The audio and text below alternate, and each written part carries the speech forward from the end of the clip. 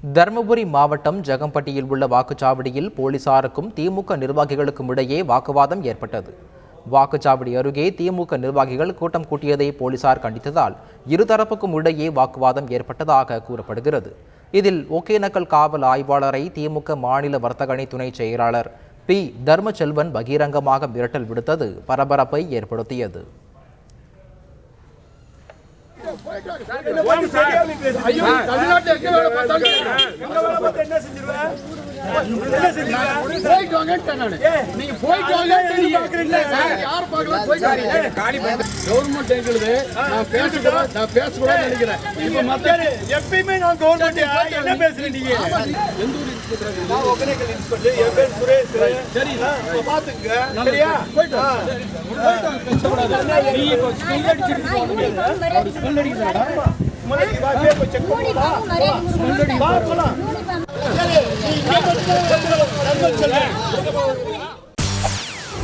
செய்திகளை உடனுக்குடன் தெரிந்து கொள்ள உடனே சப்ஸ்கிரைப் பண்ணுங்க.